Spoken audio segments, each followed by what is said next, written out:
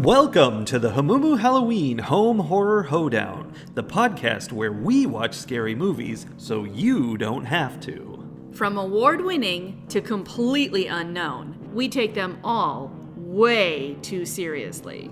I'm your host, Mike Hummel. And I'm your host, Solange Hummel. Now, warning, we use a ghoulish number of spoilers, so watch the movies first.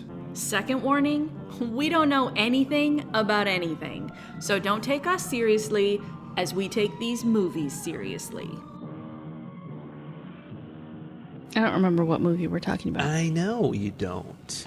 I'm going to tell you. Because it was a movie theater movie and I can't take notes, and that means that it is vanished from my brain. Oh, that's a shame when we went to the theater and saw Carved from 2024 on Hulu. Oh, it's not a theater movie at all. Yeah. You didn't let me take notes, though. No, but you didn't try. I didn't try. You didn't try at all. Honestly, I'm kind of glad I didn't waste the energy. What? Yeah, Carved wasn't the best movie I've ever seen. This might be a short one because a headache is coming in. It's coming in fast and it wants to hit me. Do you want to do this another time? No. Okay. And B, it's hot in here. It is and very we hot. had the fan going, but we can't do that when we're recording. No, that's not the fan. That's you. Oh. So I wanted to record myself speaking into the fan like I used to do as a kid, but that wasn't going to work. And C, it wasn't a very good movie. Do you have a lot of things to say about Carved? No, I don't. Okay. Carved is a classic monster movie, very Halloween themed. With heavy doses of environmental horror. You're always saying that about every movie. It is. You liberals, you're obsessed with climate change. It's an environmental horror movie. The whole thing was that they were having their Halloween celebration for the first time after the incredibly toxic spill that happened and shut down the whole city for years or something. I don't know. They were doing that in 1993 in this period piece. And ouch. Sorry. Yeah, there was a toxic spill, and it turns out it mutated the pumpkins, or just one pumpkin, I don't know. And now that pumpkin wants to kill everyone it has seen carving pumpkins. Yes, that pumpkin is now alive. Well, as someone pointed out in the movie, pumpkins are always alive. Yeah. Well, not always, but normally. Yeah, pumpkins are living things. But this pumpkin is a sentient being now, is really the problem. And it is brought along by the stoner guy to the pumpkin carving contest. Yeah, and he thought he couldn't possibly lose if he had a disgusting-looking pumpkin with vines coming out of its eye holes. Right. And then this pumpkin watched them all gouge up and disembowel its fellow pumpkins. Mm-hmm. And honestly, okay, as much as I thought this movie was pretty ridiculous. Oh, now we get to the juicy part. But I found myself like sympathizing, empathizing. I don't know what the right word is, but I found myself feeling bad for this pumpkin because this is also, you're going to say this is something I've said a lot lately too. Yeah. This is also a first contact movie. Yeah, they're all first contact environmental horror. This pumpkin just shows up and it's like, where am I? Like, what is this new world that I am now aware of? And then it immediately sees its family disemboweled on a table while humans cheer and laugh and are highly entertained. Humans are terrible. And then it's mad and it tries to kill all the humans. And there's a big part of me that was like, yeah, that tracks. Mm-hmm. We look like monsters. But it's very talented. It grows vines out of itself willy-nilly whenever it wants, wherever it wants. And uses them to grab the hands of the guy who was about to carve the pumpkin. It's itself about to carve it. Mm-hmm. And then I think it made him cut his own throat. Oh, cut his own head off because there were a lot of heads coming off in this movie. Yes. There was also a point where it wrapped its vines around somebody's hand and then just yanked that hand off. Yeah, which is something pumpkins do. Yeah.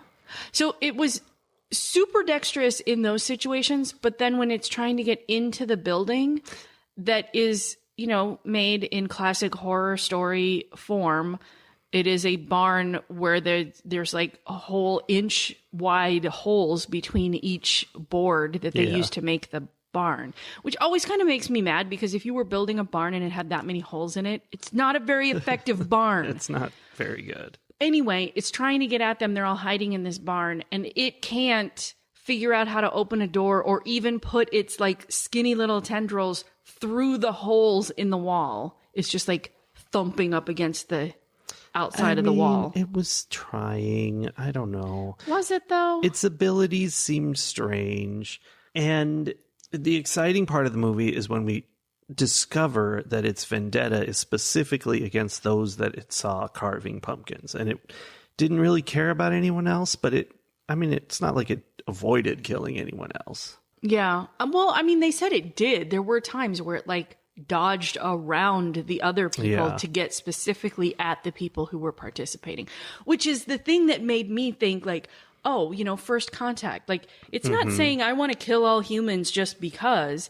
It is specifically trying to seek revenge for this wrong that was done by the specific humans that did the wrong. If only it knew how many humans do that every year. Whoa. That puts a twist at the beginning of the movie that I didn't realize was happening, because it is specifically only going after them. The reporter who's filming the pumpkin carving contest ends up, seeing everybody get murdered there and runs away and hides. And he sees like that the pumpkin's stalking around, and so he's scared, and he grabs a knife and he ends up seeing it's like a scarecrow with a pumpkin for a head, and he jumps thinking it's whatever, the monster, I guess. And he turns and stabs it in the pumpkin. And that is when the pumpkin attacked him. Oh. It only attacked him when he, quote, carved a pumpkin. Oh. See? This is high art. Which, is just more of that two cultures coming together, not understanding each other. It is. He didn't realize that pumpkin wasn't trying to kill him. Mm-hmm. And the pumpkin didn't realize that he didn't know it was sentient. The pumpkin apparently doesn't realize that not all of the pumpkins are sentient. I don't think it did. So that was odd. But yeah, I hadn't put that together. That's interesting. Yeah, it's a very artistic film. It's one of those movies that opens with the monster showing up and murdering people, and then that's it. The entire runtime of the movie is this one encounter where everyone's running away, and how does it work out? And they get themselves trapped in one place and then in another place. I don't know, there's not a lot to that. There's just, it's like the difference between strategy and tactics. This is an all tactics movie. It has no strategy. Can you elaborate on that? I'm not sure I understand. Well, strategy is your overall plan for how something is going to be done, whereas tactics are the moment-to-moment decisions that accomplish that. I see. Yeah, I agree. I think this is a very tactics-heavy movie. Indeed. In fact, toward the end, we discovered that there were tactics happening that we were not being shown, which then kind of saved the day at the end because, the characters split up into different directions. And one of the characters that we thought was lost early on wasn't. No. And she was doing some things behind the scenes that then saved the main characters at the end. What a dramatic when twist. Almost all was lost. If it's not obvious from the fact that a pumpkin was killing people, this is comedy horror. Not very comedic at all, just kind of dumb horror. Yeah, it's not. Yeah, it wasn't taking itself super seriously, but I also don't think it was trying to be humorous. Yeah, there were no significant jokes, but there was the whole, this guy's a stoner and listen to how goofy he's being. That was kind of it. That was carrying the wheelbarrow's load of the work there. Well, and also the stoner's dad, played by Chris Elliott, which is higher class than I would have expected from this movie, is also a really wacky, out there character who's just basically insane. Yeah. And we end up back there and he doesn't believe what's happening. He thinks it's all a prank of some kind. But then the pumpkin gets there and sees that they have just a whole fence line covered with carved pumpkins. Yeah. Which was not great. Yeah. There's a moment during the initial attack on the pumpkin carvers where the pumpkin injects mini vines into one of the people. And I'm like, under his skin. Yeah. And I'm like, oh, this is going to be a thing. And it was never a thing. But like, it should have been like that. Should have been a whole thing about, infesting humans and controlling them or whatever. Yeah. And toward the end, I kind of thought there was going to be a thing too, because the stoner guy had been killed by the pumpkin monster. But his body was kind of lurching toward them out of the dark. Yeah. And I totally thought the pumpkin was going to have like put itself on top, like as his head, and was going to be like, vine moving his body around. Didn't happen. It would have been good. But he did have like a tentacle for a head or something, because his head was gone at that point. Pretty much everyone who died lost their head. Yeah.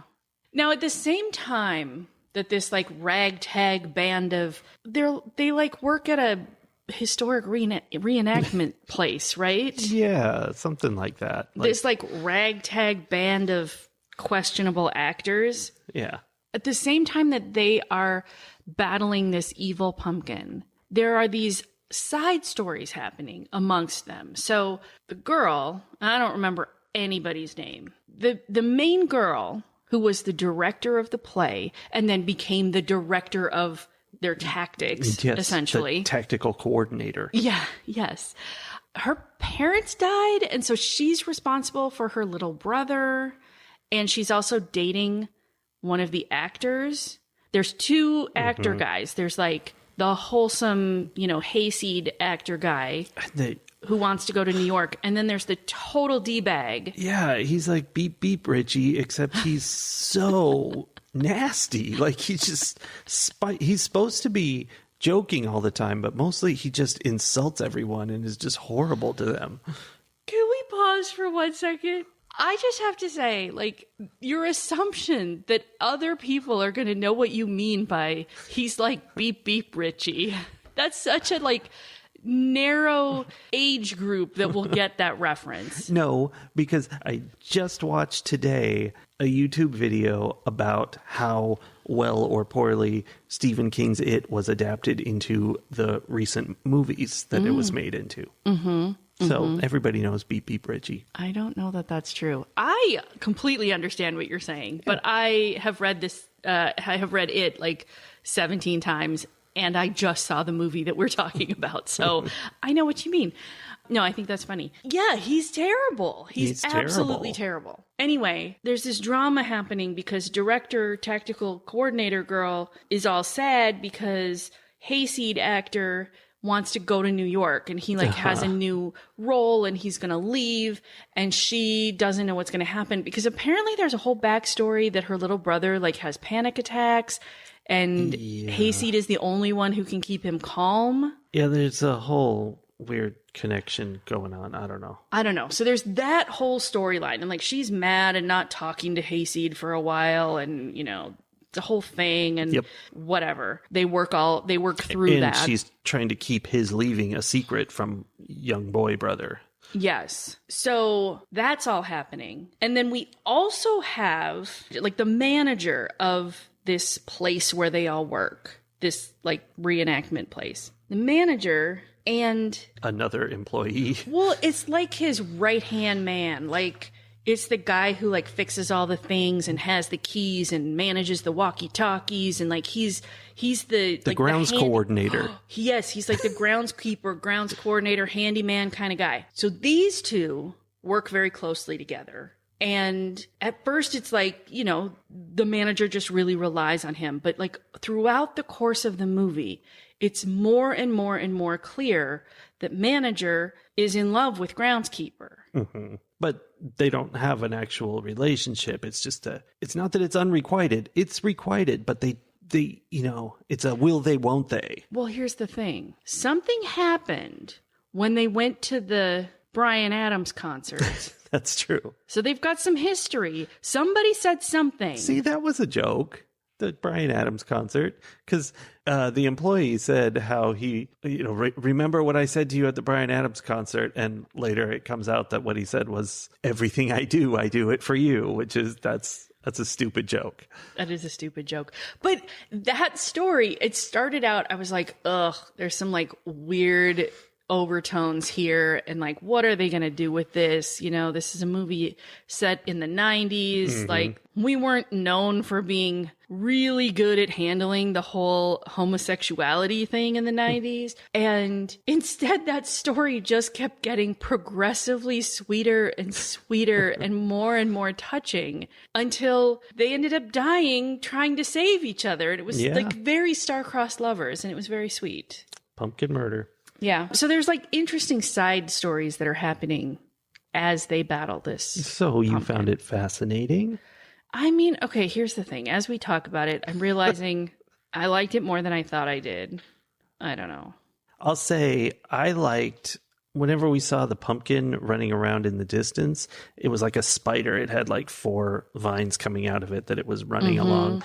And I also want to point out that I invented the Spiderpumpkin back for my 1993 game Spiss Popped, although it was based on the idea of the spider demon, I think it was called, I don't know, from Doom, which came out that very same year. In fact, this game Spiss Popped was actually sort of a parody of Doom, so that made sense. And anyway, I invented it. You did. Quite often the things that you invent get stolen by other people. I know. Just today, I took a screenshot and shared it with my people in my Discord because I was playing Diablo and I went into a dungeon and the dungeon was called Sleepless Hollow. I invented that. That's mine. One of the many things that people have stolen from you and then gotten rich off of. Exactly. I'm like a fount of money.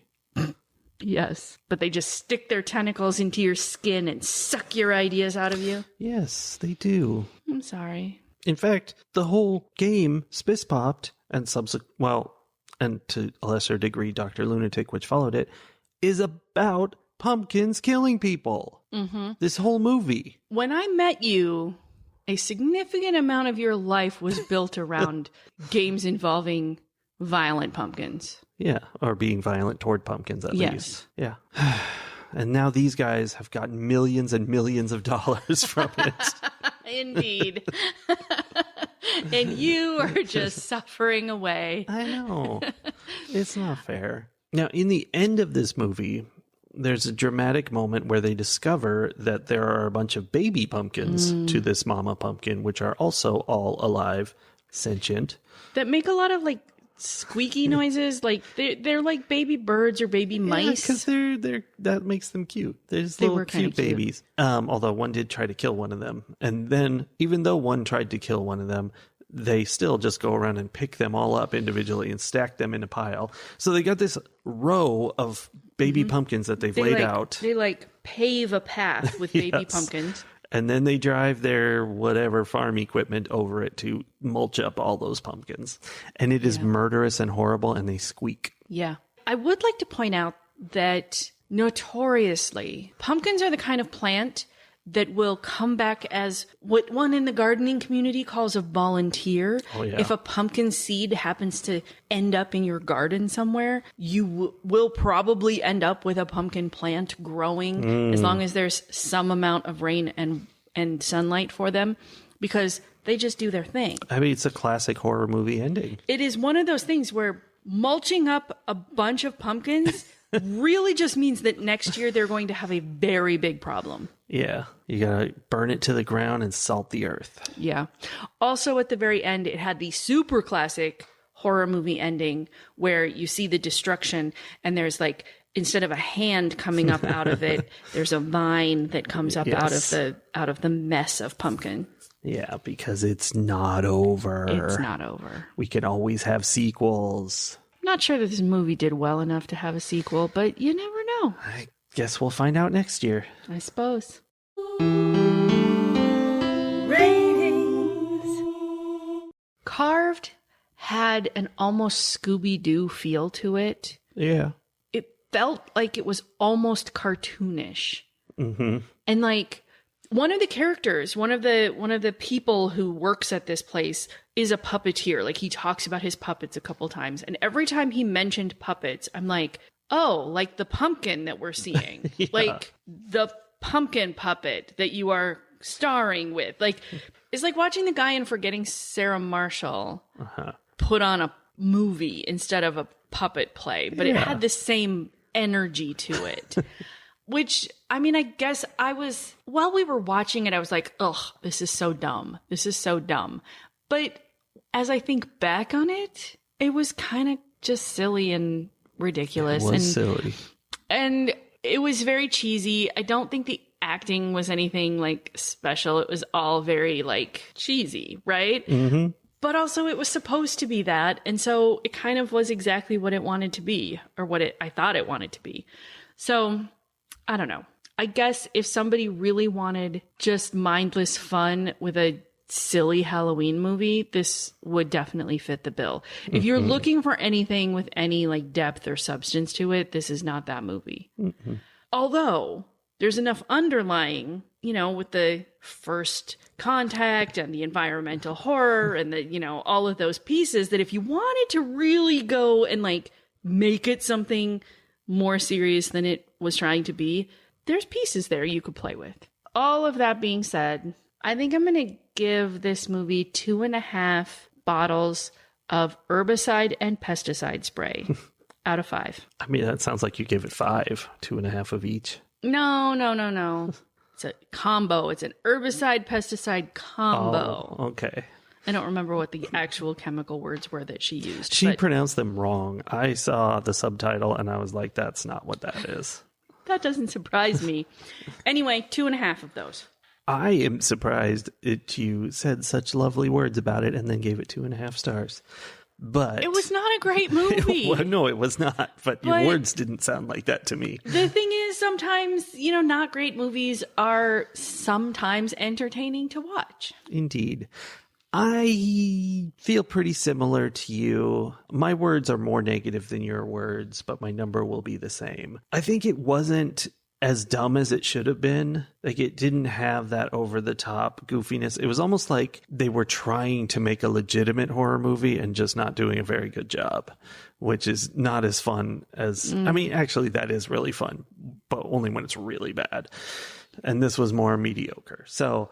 it just kind of wasn't that great, but it was okay. I didn't mind watching it. It was fine, but it is not worthy of more than 2.5 bottles of herbicide and pesticide combined into one bottle. Mm-hmm. I think the thing about it is that there are some movies that do the work for you in terms of like either being so bad or so good that they're doing all the heavy lifting. And this one, you can enjoy it if you bring exactly the right amount of weed. That would help, I think. But like if you bring exactly the right amount of just mood and energy to watching it, it could be a fun watch.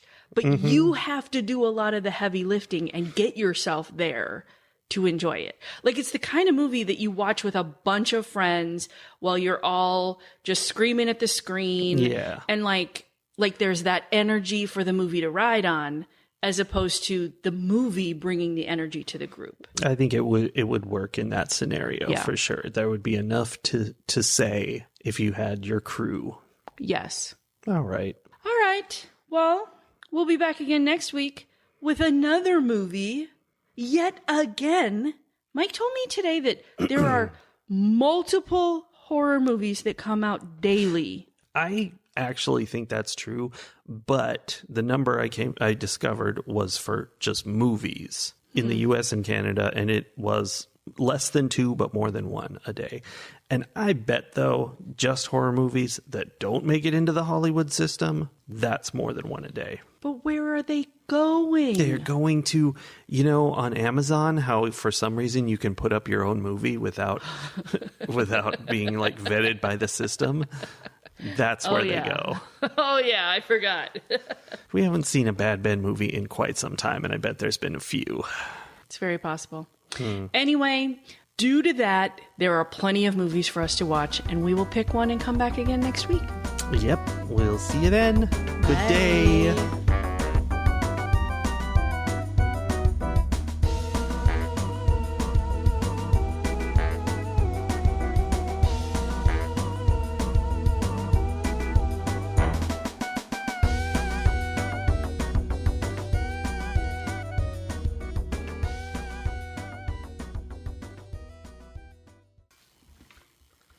There's birds.